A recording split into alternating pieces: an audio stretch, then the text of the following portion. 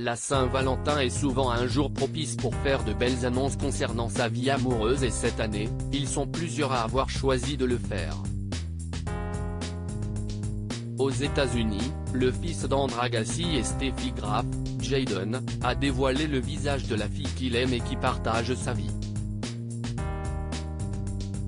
Une belle façon de le faire et qui a visiblement donné des idées à d'autres, à commencer par Pauline Ferrand-Prévot. La championne cycliste de 31 ans a longtemps été en couple avec une autre star de sa discipline, Julienne Absalon, mais depuis plusieurs mois, elle se faisait discrète sur sa vie amoureuse. Pourtant, en novembre dernier, elle lâchait un petit indice en publiant une photo d'elle accompagnée d'un homme et avec les mots suivants, 3 mois d'anniversaire. Il a survécu. Une photo qui a relancé les rumeurs de couple et finalement, Pauline Ferrand-Prévot est bien en couple.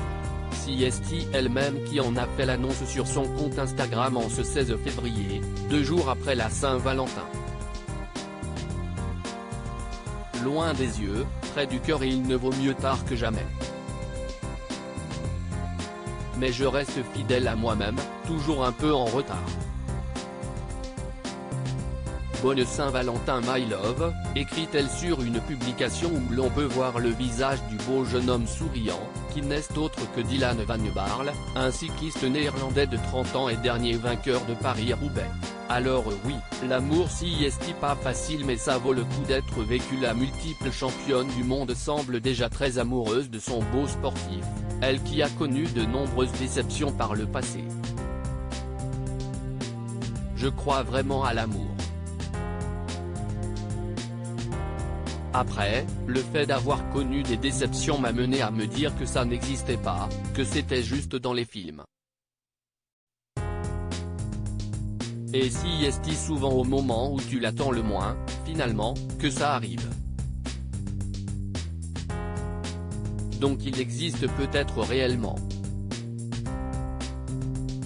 Il faut peut-être simplement placer le curseur au bon endroit, explique-t-elle, avant de poursuivre son explication sur sa définition de l'amour et de conclure, alors oui, l'amour si est pas facile, même pas du tout des fois, mais ça vaut le coup d'être vécu, rien n'est jamais vraiment facile de toute façon.